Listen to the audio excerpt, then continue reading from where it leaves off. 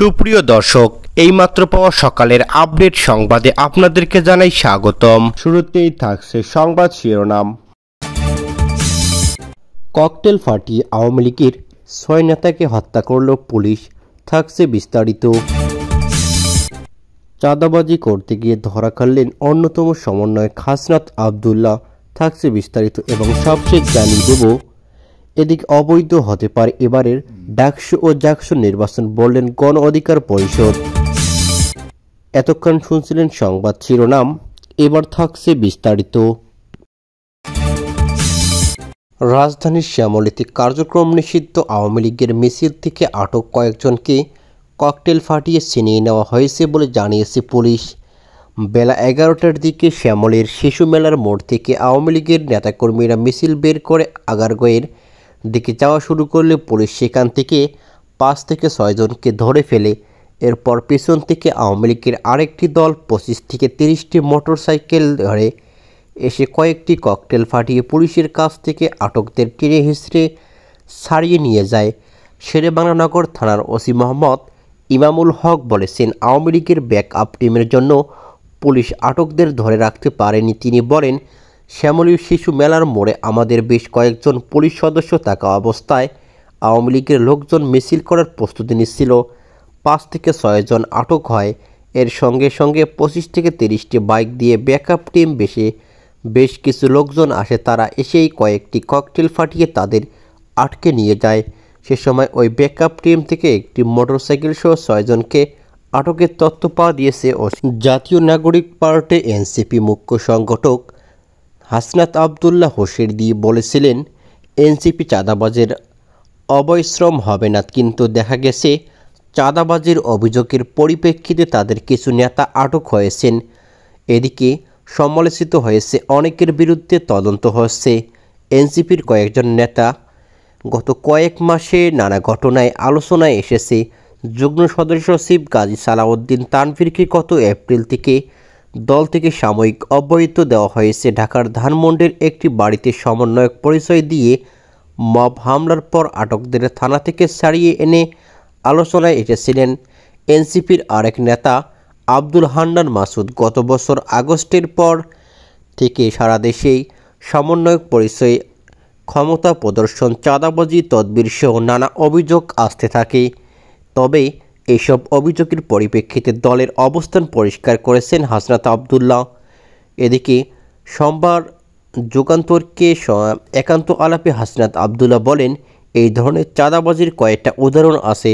কদিন আগে বৈষম্যবিরোধী ছাত্র আন্দোলনের একটি ঘটনার সামনে এসেছে।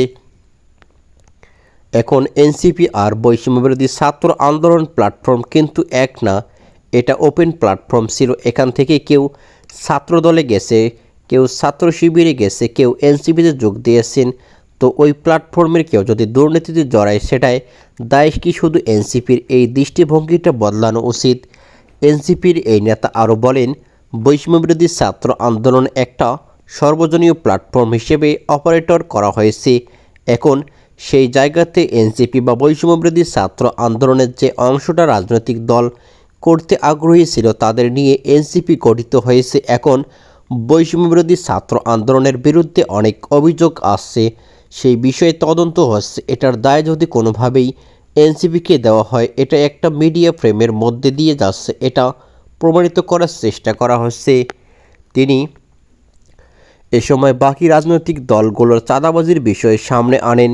বিদ্যমান রাজনৈতিক দলগুলো যে পরিমাণ চাঁদাবাজি করেছে বা দখলদারি করেছে, সেটা সম্পর্কে মত কি?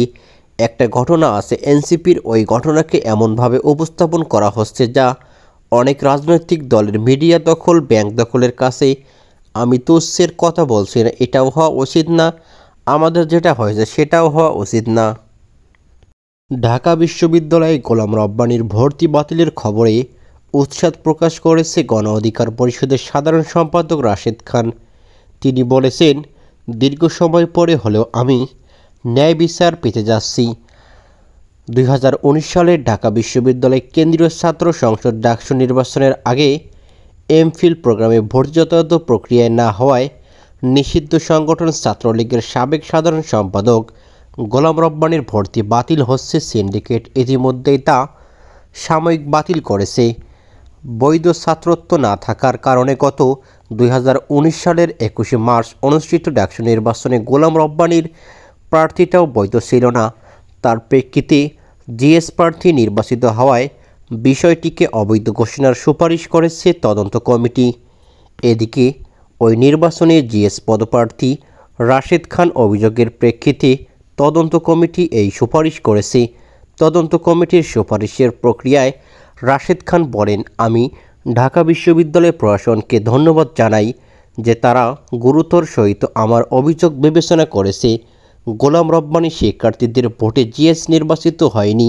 তৎকালীন প্রশাসন ফলাফল ছিনতাই করে রব্বানীকে জিএস ঘোষণা করেছে। এতটুকুই আমার তৃপ্তি যে বিশ্ববিদ্যালয় প্রশাসন প্রমাণ পেয়েছে গোলাম রব্বানীর জিএস নির্বাচিত হওয়া অবৈধ ছিল।